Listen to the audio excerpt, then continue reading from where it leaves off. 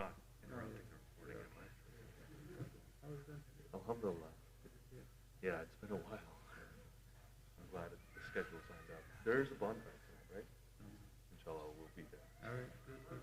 Well, good to see you. Good to see you too.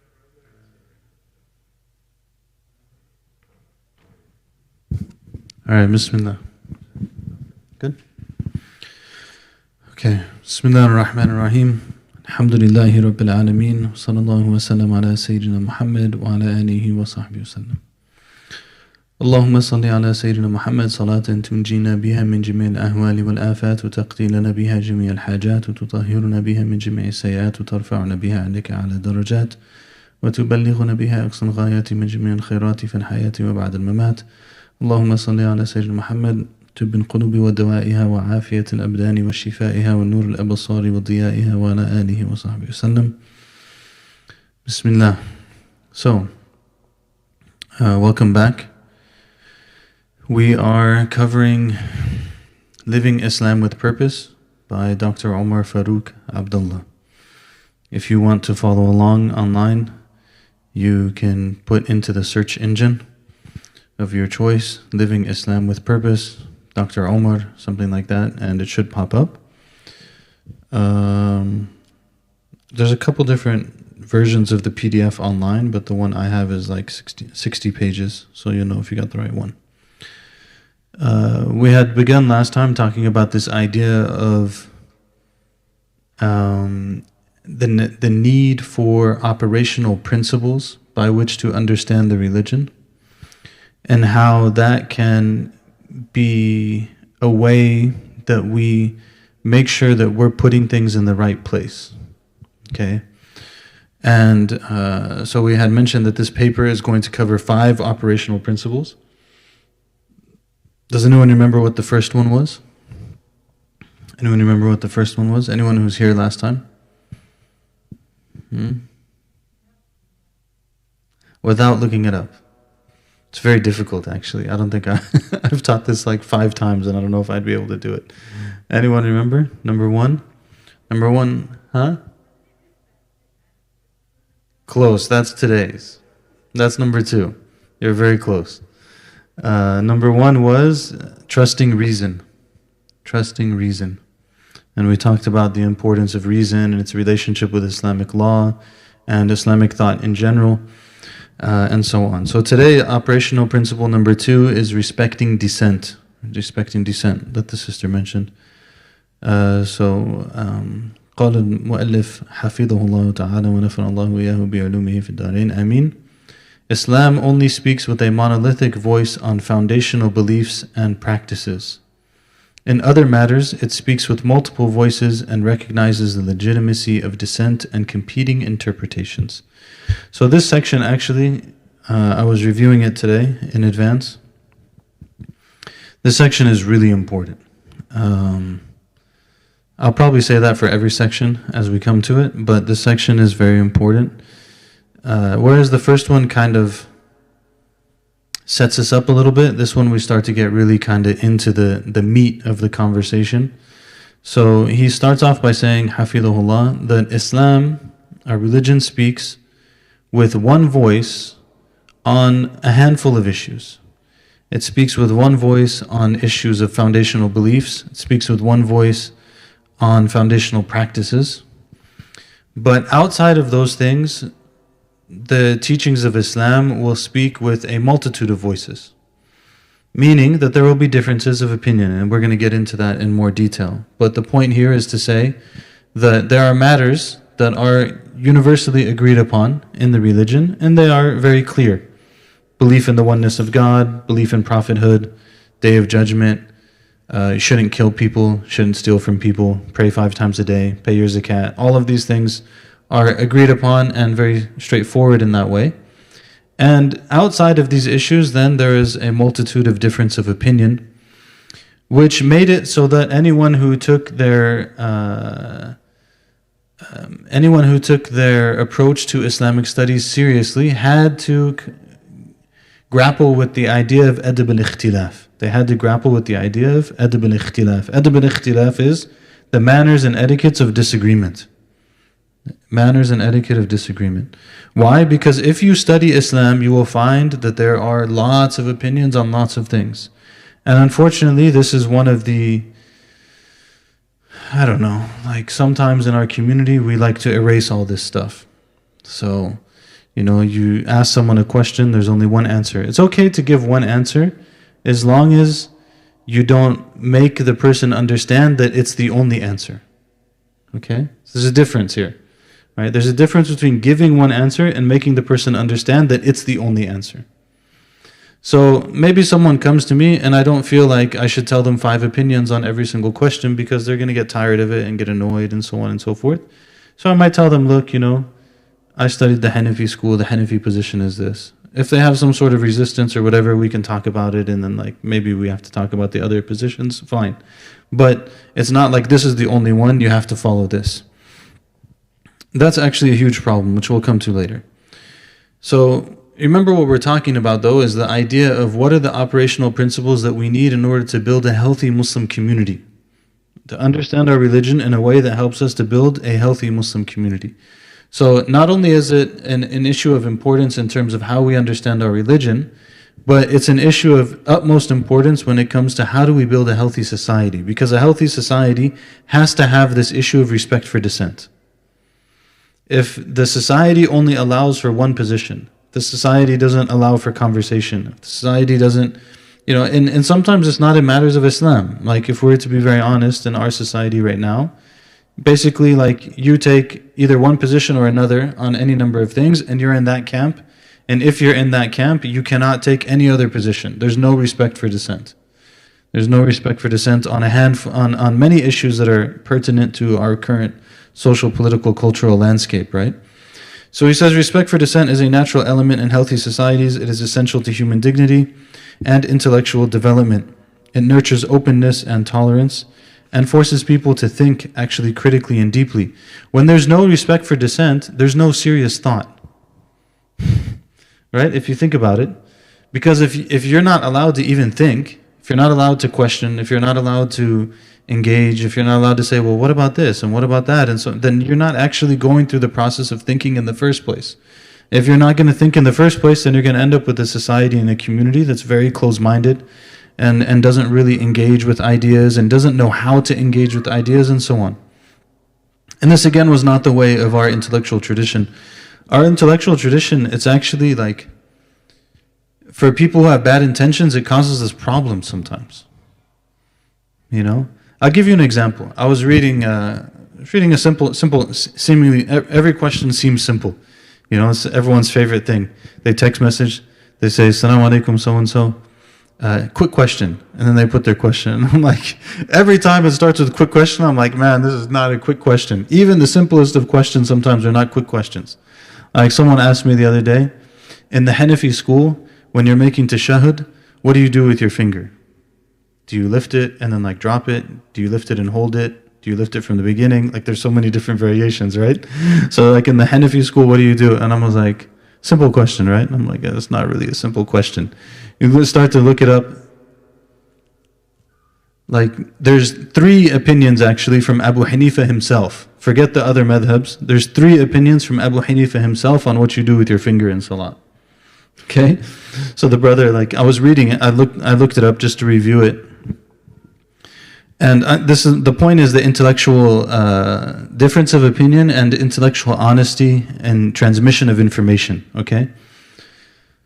So I'm reading the commentary from one of the books in the madhab. And he says, our Shaykh, his Shaykh, this is in Maydani, in Ghunaymi and Maydani, he's referring to Ibn Abidin. So he says, our Shaykh, when he looked at this issue, he came that there's 2 opinions from Abu Hanifa and a third one that's popular with the people, but that third one with the people doesn't actually have a foundation in the madhab. Then he quotes the whole thing, and then he says, and actually our Shaykh, when he looked at it again, he wrote a follow-up to his first paper, and he found that there's evidence for the third position. So what I'm trying to say is, look at the level of the the intellectual practice, right? It's he said there were 2 opinions, and then when he looked at it again, he said there were 3 opinions. Couldn't he have just said in the beginning, his conclusion was there's 3 opinions? He could have said that, right? But he wants you to understand that it went through this process. Okay? So like non-Muslims oftentimes they'll quote something and they'll be like, well, it's in tafsir, or it's in the Tarikh al-Tabari. It's in the history of al-Tabari. The history of al-Tabari. So, you guys believe this and you guys believe that. It's in the history of Tabari. History of Tabari, Tabari, his methodology, which he clearly states in his history, is that he puts everything. He puts everything that was heard and said in his time. And he puts where he got it from, like what was his chain of narration that got him to this particular piece of information. And it's very clear that he's putting things in there that are totally invalid, and he's putting things in there that are more correct. And the responsibility of the reader is to do the analysis on it. But he'll put everything in there. Right? Again, you could just cut to the chase and be like, well, this is the opinion on what actually happened on this situation. He doesn't do that. He'll give you all 5 things that were said in his time about what happened in that situation. And you look at it and you be like, okay, this one's valid, this one's not, so on. So my point is that this kind of like diversity in thought in the intellectual tradition that we have is extremely vast. I mean, there were times like in the College of Sharia, especially in matters of economics, where our book would say, on this issue there's 8 opinions. Like literally there's 8 opinions. This one said this, and this one said this, and this one said this, and this one said this, and this one said this, and this is why they said it, and so on and so forth. And it just like goes on and on and on and on and on. Because why? Because this is there. The breadth of the tradition is there. And sometimes you look at it, you're like, well, you don't really need to say all that, but this is what knowledge is. Knowledge is not just like you distill everything down and get rid of everything, and then afterwards you don't have what you need anymore. So why did this happen?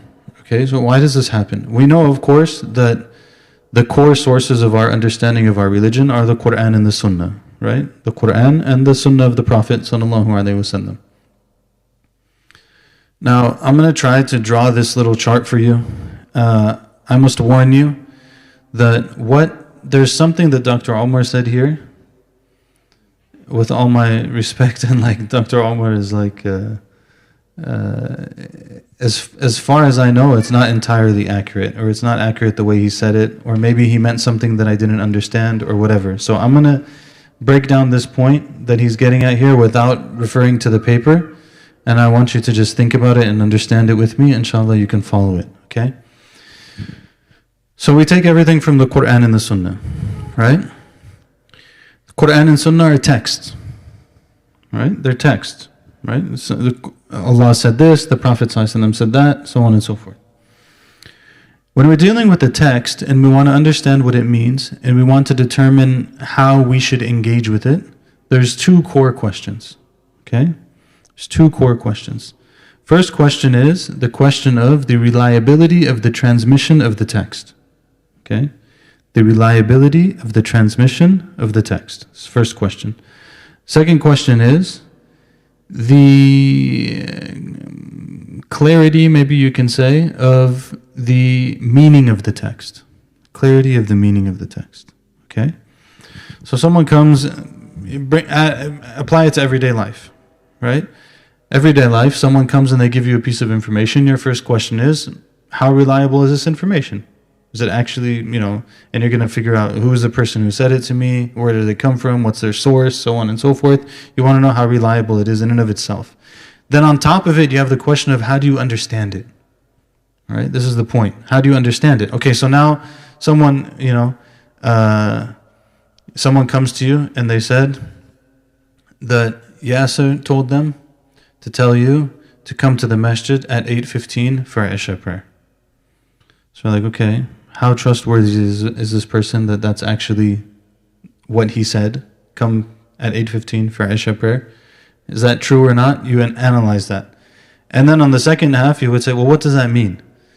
Does that mean I should be, I don't know, maybe it's because he wants me to lead the prayer, maybe it's because he wants me to attend the prayer, maybe it's because he wants to meet me at the prayer. There could be any number of different intentions behind his statement, right? So this is the question of meaning. What does it mean?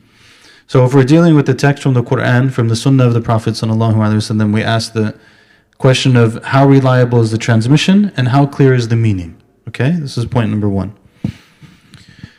If we look at the Quran, okay, and then these categories, by the way, they have, so these are 2 possibilities. those two possibilities have two possibilities.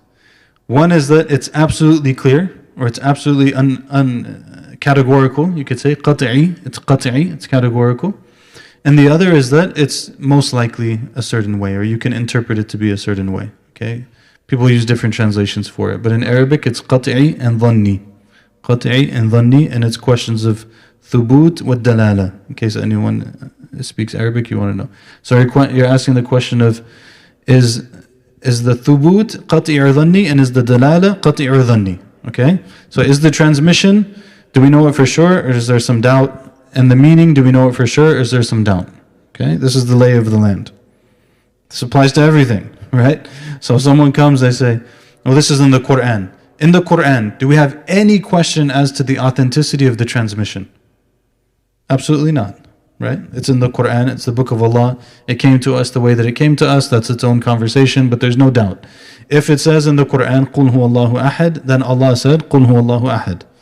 If it says in the Quran, I don't know, وَمَا أُمِرُوا إِلَّا لِيَعْبُدُوا اللَّهَ مُخْلِصِينَ لَهُ الدِّينَ, then it says, وَمَا أُمِرُوا, there's no question, right? It's absolutely certain. This is the way, the transmission is absolutely certain. But even in the Quran, we have a verse, we have to ask the question of what's the dalala? What's the indication of the meaning? Is it clear or not? And many times it's not clear. Many times it's not clear. What is the point of all this? That there's going to be difference of opinion in every single situation that is not absolutely certain in its transmission, absolutely certain in its meaning. If it didn't fill those two, there's going to be difference of opinion. That's the short of this. Okay?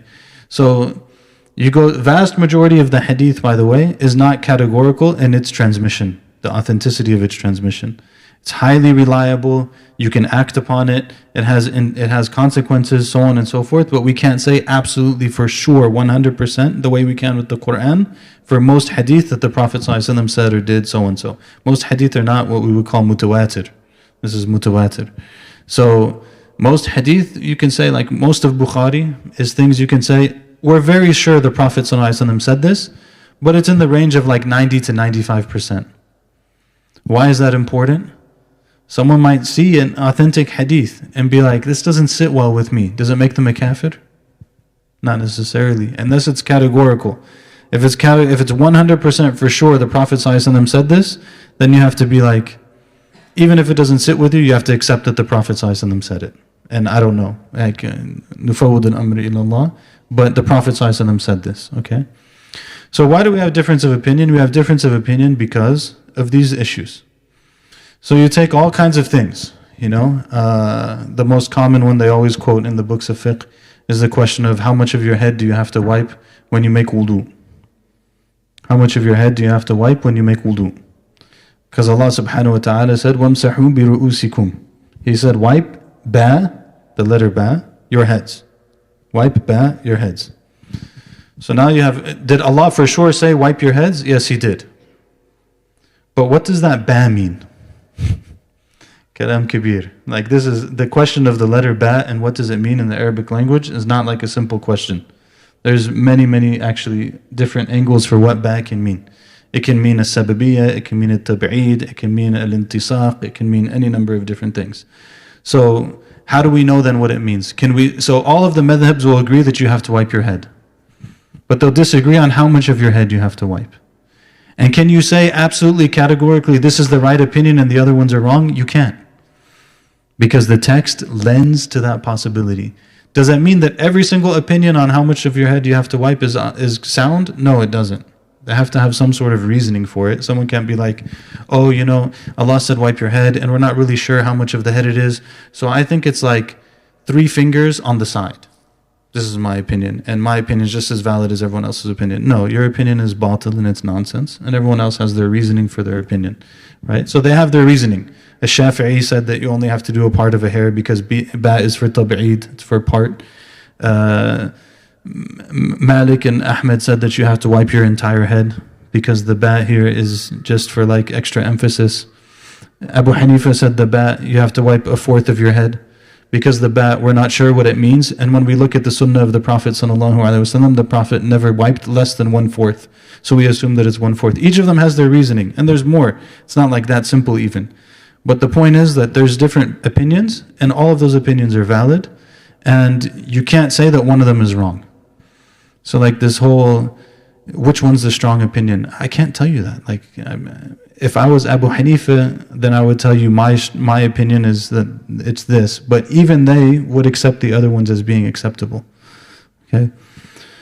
It's extremely, extremely important. One of the big problems that we have as a community is we like to نُدَيِّقْ وَاسِعًا.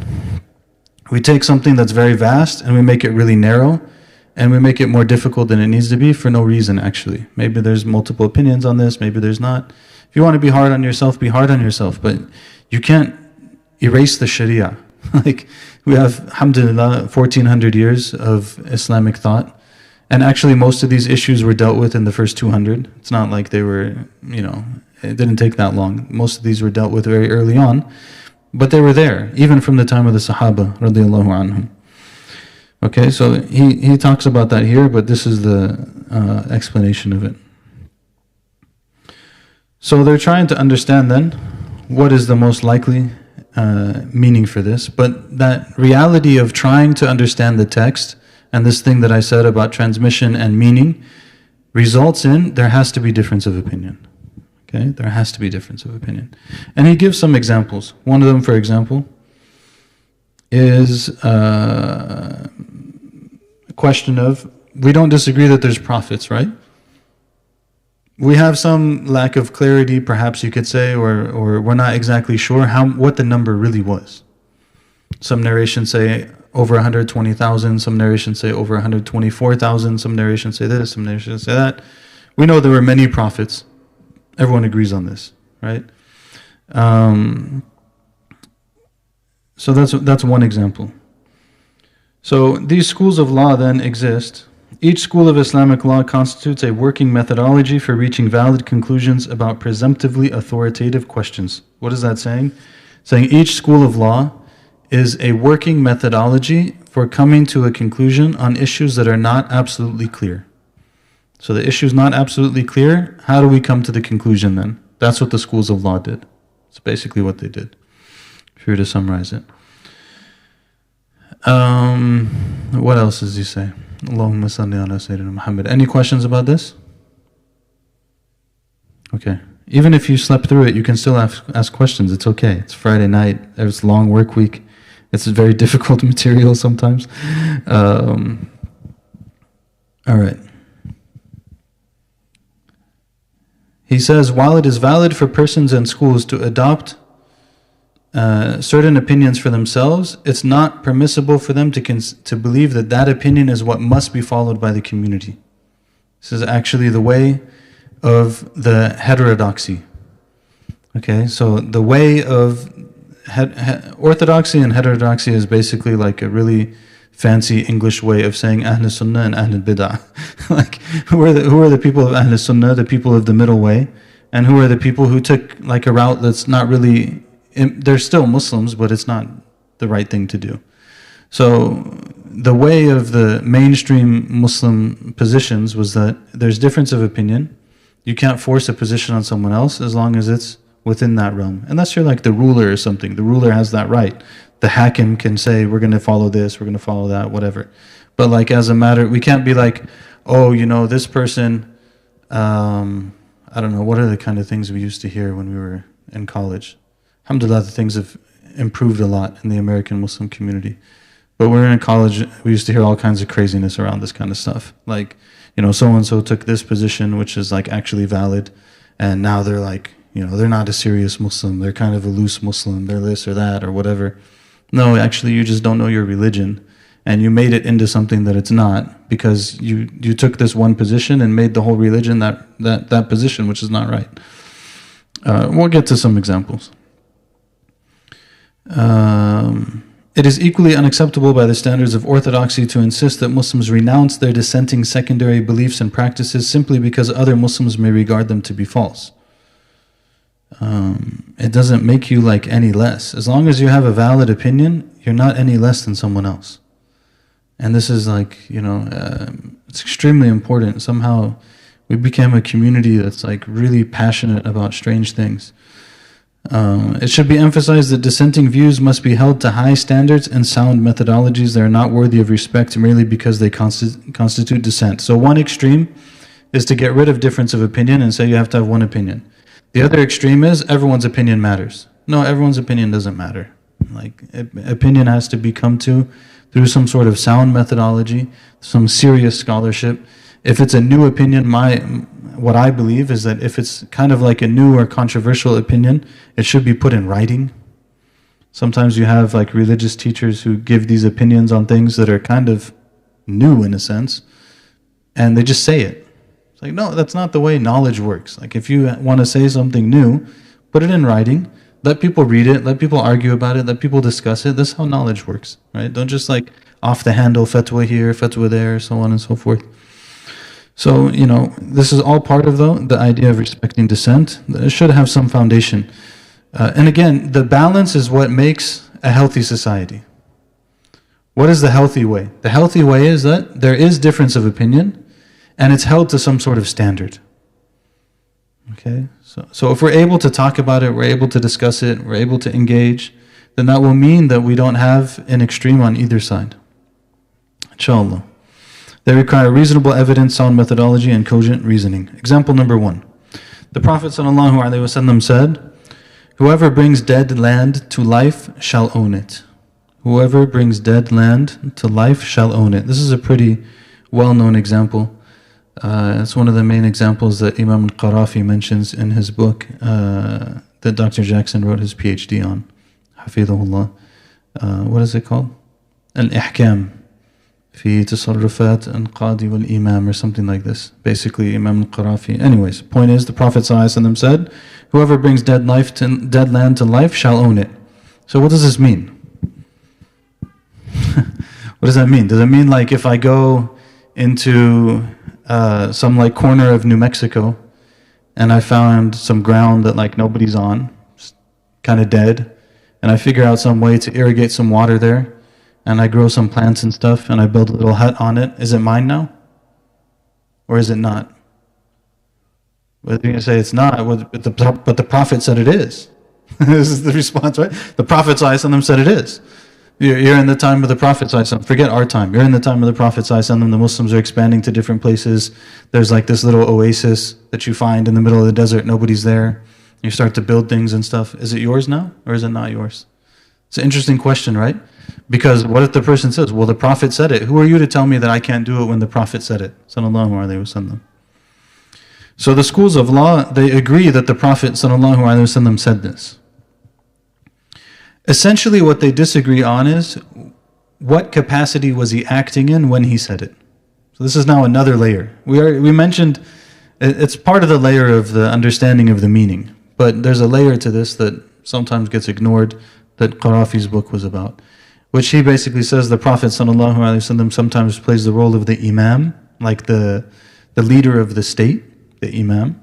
Sometimes he plays the role of the qadi, the judge. Sometimes he plays the role of the mufti. Sometimes he plays the role of the muballigh, person who's teaching people the religion, right? So depending on which role the Prophet ﷺ is in when he said something, you take a different ruling on what he said. This one is a little bit, I'm going to put this one on the side for a second. There's an incident many people are aware from the Prophet ﷺ's life. I think it was Hind. Someone can correct me if I'm wrong. I'm almost sure it was Hind. Hind came to the Prophet ﷺ. She said, my husband, he doesn't really spend that much on us and so on. Can I take from his money? And the Prophet ﷺ, told her, you can take without telling him what's needed for you and your children, essentially. So people look at this, the question is, what does that mean? Does that mean like every wife can steal from her husband? Not steal, but like every wife can take from her husband's money, just like, withdraw from the account whenever you feel like it. Find some money in the room, just take it. Like, is that what that means? Because if he was giving that opinion as the muballigh, as the one who's just giving the teachings of the religion, then it applies to everyone. But if he was giving that ruling as the judge, then it only applies to her. You see why it matters now? So when you come to the hadith of whoever brings to life a land owns it, the question they had was, what capacity is the Prophet ﷺ functioning in when he says this? Abu Hanifa and Malik, they said essentially that he's, I think they had a slight difference, but they're generally in the same category, that the Prophet ﷺ was acting as the head of state. So he was, basically it has to go through the government, essentially. If the government has some law on it, then they have some law on it, you do whatever they do, maybe you can get the land, whatever, but it's the government that handles it. The Shafi'i was more like, his methodology was more broad, like open in a sense, and he was like, no, anyone, it applies to any situation. You see? So it's the same hadith, but there's a difference of opinion, is the point, right? Second one we're going to skip because I don't really want to open that door. Third one is about music. I skipped the other one and went to music, so this is even more controversial than music. The other one. It says the next two examples touch on the legal status of instrumental music and producing 2- and 3-dimensional images of living things. Okay, so we know that, you know, this is a good one actually for like to show how things have changed in the community. When I was a college student, if you tried to like argue that music had any sort of allowability in Islam, people looked at you like you were a munafiq. Like you're a hypocrite. You don't really believe in this Islam thing. Like you're not really, you know, like you're that side-eyed guy. And, you know, it is the majority position. It's true. The majority position, vast majority position is very strict on this. But it's also true that there were other positions by very notable people, like Qadi Abu Bakr ibn al-Arabi, who was in Andalus, Ibn Hazm, Abdul Ghani al-Nabulsi, Muhammad Abdul Hayy al-Kattani has a book about it. Imam al-Shawkani wrote an essay on it. And there's many different opinions on it. The point is that, again, you have an issue where it's sometimes made out to seem like there's only one opinion, and there's not only one opinion. Sometimes this makes parents really upset because they come to me or they come to someone else and they want you to be the sledgehammer for their parenting. And that's not really the way that religious teaching works. Like, it's not just meant to be, I want my kid to do this, so you need to give them the fatwa that I want. It's not like, it's not very polite actually. But number two is, it doesn't really work that way. It's not correct. Actually one of the shuyukh, he said this, it was some issue, some holiday. I'll just leave it on some holiday. He wrote a paper arguing that some holiday actually could be considered not haram in Islam. So his kids then, they wanted to go out on that holiday. And they were like, Baba, we want to go out and do such and such. And he was like, no, absolutely not. And they're like, but you wrote the paper. He's like, that has nothing to do with what I want you as my children to do. I don't want you doing that. Right? So this is a different issue. Like you can take a position as a parent and be like, you know, I know that there's some difference here, but I also know you and I don't want you doing that. That's totally fine. We do that with ourselves too. You know, like we don't always do everything that's halal just because it's halal or because there's some opinion that allows it or whatever, right? So anyways, one thing that's clear for any young person who's listening to this and about to falsely use it, vast majority of music that you hear on the radio is absolutely haram, bittifaq, no difference of opinion. Vast majority of stuff that you hear on the radio is absolutely haram without any difference of opinion. Why? Because it's foul. The question is, if the content is foul, it's still haram. It doesn't matter what your position on musical instruments is. If you take a more lenient opinion, it doesn't change that you can't like listen to music that sings about all kinds of haram stuff. I mean, like then it's haram, of course. So don't misunderstand that. He also mentions this issue of 3-dimensional objects. Yes.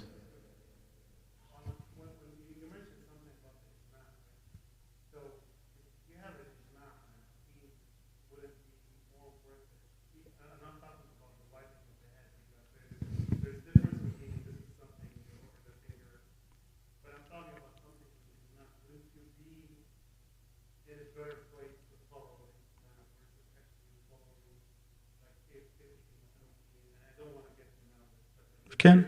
It's fine. You can ask whatever you want. Open whichever one you want.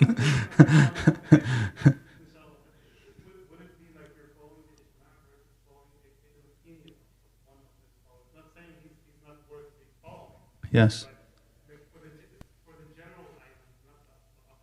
Yeah, this is an excellent question. I'll repeat it, but I'll have to adjust it. Malish. I'll explain why. It's an excellent and an important question. But in order to answer it, we have to say that if there's ijma', there's no other opinion. So there's a difference between what there's ijma' on and something that there's like jumhur on. Maybe there's a majority position. Okay, so let's talk about what we're talking about here. There's something in Islamic law called ijma'. Ijma' is a very important word to know. Ijma'. Ijma' means that there's absolute consensus on an issue. In a particular time. Okay? So in a particular time, there's ijma' on an issue. If that happens, then that issue is closed. There's no more conversation on it. Okay? Practically speaking, this is actually very difficult to do after roughly halfway through the reign of Sayyidina Umar radiallahu anhu. Because in the beginning of the rule of Sayyidina Umar, all of the high-level companions were still in Medina, or not all of them, but they were close. So you could take their opinion, you could actually come to knowing, does everyone agree on this or not? After Islam starts to spread into all these different places, and Sayyidina Umar lets different major companions go to these places, Sham and Iraq and so on, Egypt, it becomes harder and harder to see if everyone agrees. Because by definition, ijma' is everyone agreed. And that's why ijma' is qat'i. It's qat'i, like there's no conversation. Second layer is if there's like a majority position, but even sometimes there's like vast majority positions, so on and so forth. We'll go to majority position.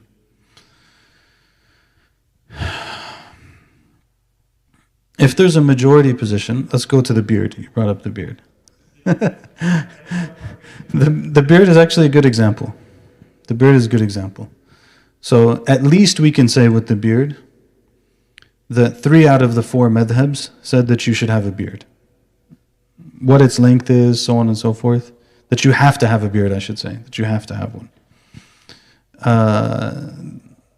The Shafi'i school, it's a problem because you're right. Maybe I shouldn't give the examples. But the relied upon position in the Shafi'i school is that it's makruh, that it's disliked and not haram to shave your beard.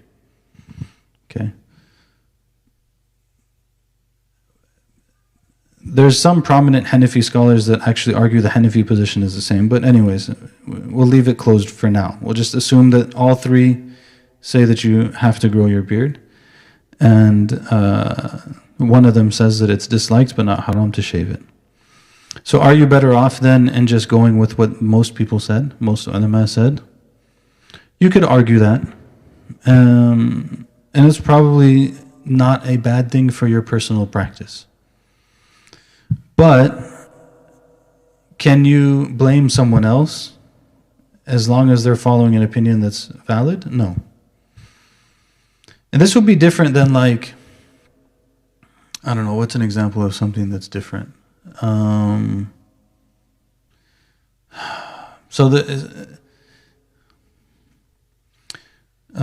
There's ijma', which you can't go against. It's consensus, you can't go against consensus. Then there's difference of opinion. By the way, it's important to note, sometimes we hear like, okay, there's 4 madhabs in Sunni Islam, 3 of them had this opinion, 1 of them had this opinion. When you read the bigger books, you realize, like, first of all, the madhabs usually codified the positions of the Sahaba and the Tabi'een. So when you read the bigger books, you realize it wasn't like 3 verse 1. It's like you have 10 on this side and you have 3 on this side. From like, like these 10 Sahaba took this position, these 3 Sahaba took this position. It's not like necessarily 3-1 either. That being said, there is a case where like there's something called I don't know what you call it in English, but in Arabic it's called a Shad Opinion. A Shad Opinion is like someone who's valid held it, but their opinion is so outlier that it's actually not acceptable to follow. So it's as if there was consensus on this issue. In that case, you shouldn't go outside of it. An example, and that would be like what's attributed to some major scholars about women leading prayer, for example. It's attributed to 2 or 3 major people. I think Abu Thawr, if I'm not mistaken, At-Tabari for sure, and Al-Muzani. But, and these are like big people, you know. But there's a number of reasons why we don't follow that opinion. Anyways, that's now a bigger question. So it depends on which kind of issue we're talking about and the level of the khilaf. The level of the khilaf on it. You look like you have a follow-up. No? Is that good? Okay. Talal.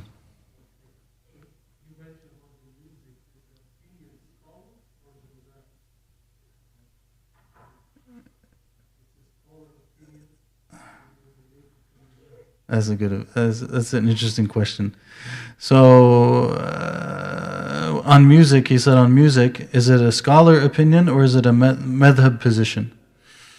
So, what happens in the law is that basically from the time of the time of the 4 imams until pretty much today, except for the last couple hundred years, every scholar that you ever hear of was on one of the madhabs. So anyone you've ever heard of, like if you just think of any name in Muslim history, all of them was either, for the Sunnis, outside of the first 150 years, they're pretty much all Hanafi, Shafi'i, Maliki, or Hanbali, like pretty much anyone you can think of. So usually their opinions that they had fell into their school in some sort of way.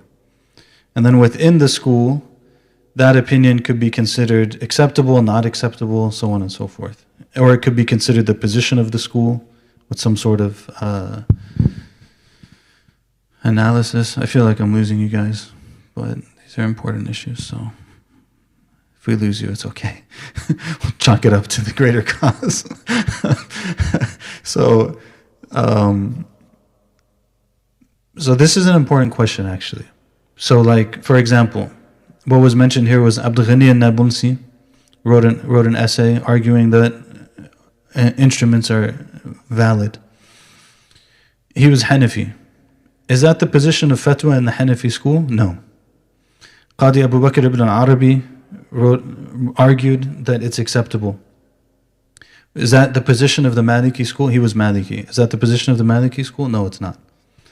So generally, at least from what I know, these like more lenient positions on music were generally very well known and major figures within their schools, but their positions didn't become like the accepted position of the school, to be fair.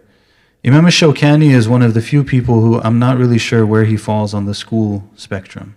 You know, people thought about him in different ways, but he argued that it's acceptable.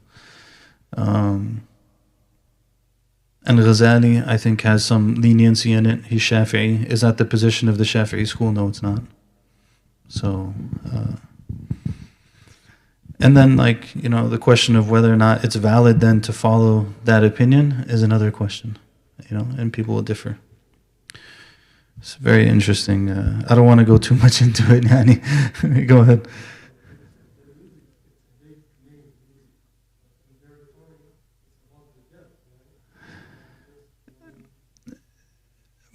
Yeah, you're right. The word music is a little bit too vague. All right, so most of the difference of opinion and stuff is not on even the duff. Like the drum is, the difference of opinion on it, let's say, is less severe. Like there's a lot of acceptability of the drum, just a single like drum, in certain occasions and so on. But the real issue is around like string instruments, air instruments, you know, like flute, stuff like that, or guitars, or all of these other variations. That's where the real arguments come up, you know. Anyways, we don't want to spend too much time on music. Music, by the way, was used in different places, like it was used in hospitals and stuff. So it was used for, Muslims had mental health hospitals, by the way, like from a long time ago. So one of the things that they would use in therapy was music. Could it be argued that that's like an exception? Perhaps. Could be argued that. Allahu A'lam. Yes.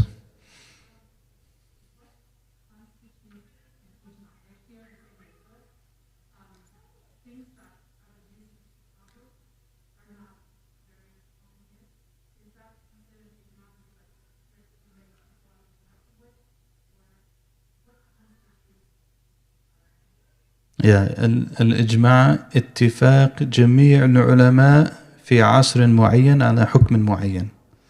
The ijma' is that every single scholar agreed on a particular issue in a moment in time. So it's not local, right? So like one time when we were in Egypt, actually I'm wearing the ring. Actually, it's a good example. When we were in Egypt, there was a brother he worked at the bakery. He was a student of knowledge. He was a student of knowledge. So when I would go to the bakery in the morning and get some stuff from him, we talk about things and it was good life, alhamdulillah. So one morning he asked me, he's like, "Akhi, I want to ask you a question." I was like, "Anuzan." He's like, "Why are you wearing a ring on your finger?" I was like, "Because it's a wedding ring, it's like fitna, it's a wedding ring. In our culture, it's a wedding ring." He's like, "Yeah, but there's ijma' that it's haram to wear that." And I was like, "Ijma', really? Like, this is new to me. Like, please explain to me, what is this ijma' that you're talking about, So he said, "There's ijma' al-ulama." And I was like, "Yeah, obviously." Like, that's what ijma' is. It's ijma' of the scholars. But like, what do you mean it's ijma' of the scholars? And he's like, ijma', and I'm not saying this to throw shade on any particular place. Please don't. I'm just telling you the story, okay? So he's like, "It's ijma' ulama Saudiya." And I was like, he says it's the ijma' of the scholars of Saudi Arabia. And I was like, "Oh, really?" I mean, even that is a stretch to me because, there's a lot of scholars in Saudi Arabia. I don't know if they have ijma' even in that locality on this particular issue. And I was like, "So can you explain to me what you mean by that?" And then he mentioned 3 people. He's like, "These 3 people, they all said it's haram, there's ijma'." I was like, "Ya akhi, this is not like madish, we're students of knowledge. Like, that's not the definition of what ijma' is. You can't tell me there's ijma' in this one. That's not what it is, right?" So, like, you can say, for example, that in like the scholars in Iraq, especially early on, like there was Medina, there was Mecca, there was Iraq, and these were like kind of distinct, semi-distinct geographical locations. You could say like all of the scholars in that region agreed on this particular issue, but that's not ijma' in the sense that we're talking about, that you can't go against it. The ijma' that you cannot go against, and that actually to reject it can potentially be an act of disbelief, is the ijma' that is all of the scholars agreed upon it. Like, all of them. And that's why I said it's very hard to like be sure about this actually even happening from like, when is Sayyidina Umar's, if you go 10 after Hijrah, the Prophet ﷺ passed away, then 2.5 years of Sayyidina Abu Bakr. So probably like from 20 after Hijrah, it's hard to ascertain whether or not there's really ijma' on something. It's hard to do. But most of the issues were done by then. Like the issues that you would have ijma' on were pretty much done by then anyways. So, for example, ijma' though is really important. It has major consequences. Sometimes you don't think about it. Anyone know the verse for wudu? How does the verse for wudu start? يا أيها الذين آمنوا إذا قمتم إلى الصلاة فاغسلوا وجوهكم. So what is this saying? What is the literal translation of what is said here? O you who believe, if you have stood for prayer, then wash your face and do this and this. Outlines wudu. So what would the literal understanding of that mean? That would mean you go and you stand for prayer, and after you're standing for prayer, you make your wudu. Did anyone in all of Islamic history understood it this way? No, nobody understood it that way. There's ijma' that's not the meaning of what the verse is. That the meaning is, when you want to pray, then this is how you make wudu. Right? So it happens, there's places we wouldn't even realize it, but it's actually happening. And then of course on issues themselves, like there's ijma' on hijab, the requirement of hijab, that certain things are awra. There's ijma' on that, like generally speaking. There's ijma' that there's 5 daily prayers. There's ijma' that you pay zakat, that it's 2.5%. Like certain things, there's absolute consensus on them, right? Other things there's not. Most issues in fiqh there's actually not consensus on. And anyone who studies fiqh knows that. Okay. Yeah, it's important though. Yeah, I mean, we didn't finish the section, but it's still important. It's okay. We're not in a rush. I don't know if we're in this much of not a rush, but But it's okay, inshallah. He tells a story that's interesting here of Al-Qarafi, who I mentioned in his book Nafa'is al-Usul. He tells a story about this figurine that he designed, actually. He's just mentioning it in the sense of like, is there absolute consensus? Sometimes we think there's absolute consensus, maybe there's not. Allahu a'lam, I don't know. But it's an interesting story that he made like this clock. Qarafi, he made this clock that like it had a lion, and the lion's eyes would change color depending on how much time from the night had passed.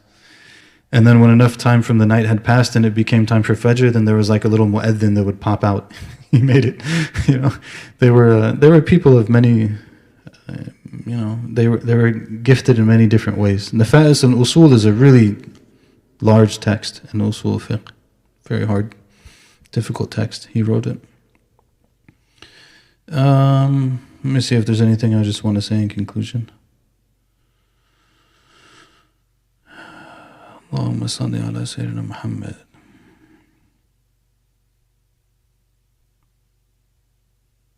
He said, Ibn Umar radiallahu anhuma, who was among the most learned of the Prophet's companions, was widely known for the great value he placed on his extensive knowledge of dissenting opinions. He often said that he would not exchange that knowledge for the most valuable possessions on earth. I mean, how rigid and difficult and impossible and not flexible would our religion be if there was one opinion on everything? Imagine if there was one opinion on everything. It won't work. It's actually really beautiful that Allah has given us a religion that allows for coming together on some foundational issues, and then it allows some acceptable difference of opinion, and then it draws the line somewhere. The image, and maybe I'll close on this, is I always tell students, and I don't even know if it's a valid image anymore. You know how sometimes like you learn something in grade school and then it actually turns out it wasn't really right, but we'll just go with it anyways, which is like the image of that they used to give us of an atom, right? When they would give us the image of the atom, and you have like there's the atom, the nucleus, and then you have the electron cloud.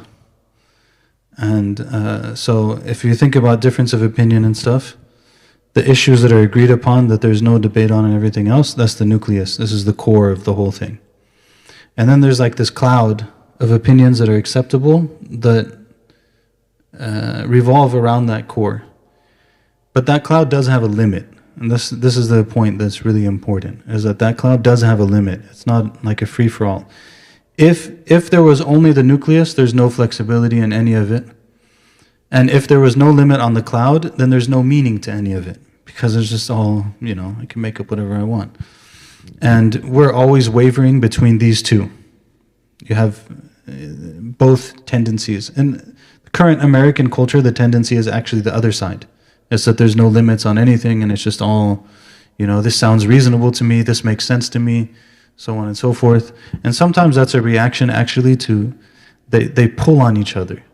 Like if we get rid of all the differences of opinion and you make everything one, then people react by going too far the other way. Then when people react by going too far the other way, people pull in tighter. So then you have this tension that gets made. But actually there's a reality of there being a balance in all of that. Wallahu a'lam wa sallallahu wa sallam ala Sayyidina Muhammad wa ala alihi wa sahbihi wa sallam. Subhanallah wa bihamdika ashhadu an la ilaha illa anta astaghfiruka wa atubu ilaik. Any final question anyone wants to answer or ask or comment in maybe 2 minutes, and then we'll close so we can pray, Aisha. Yes?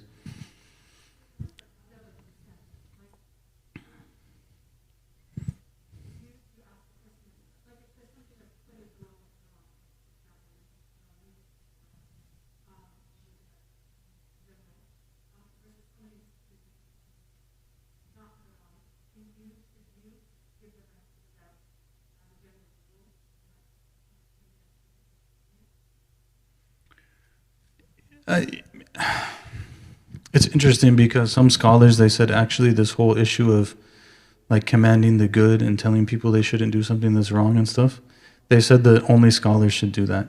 People shouldn't do that. Because the scholar knows when there's actually difference of opinion or not. So they know, okay, I should say something here, I shouldn't say something here, so on and so forth. There might be difference of opinion on that, to be fair. But the point is that as a general rule, if we're going to tell someone they shouldn't do something, we should know for sure that they shouldn't be doing that. That's the first condition that has to be checked. Second condition that has to be checked is that we have to be fairly confident, and yes, this is annoying, but yes, you still have to do it. We have to be fairly confident that the harm that we're trying to prevent isn't going to cause a greater harm. Okay, so I'll give you an example. This is a kind of painful example. And I may have said this before.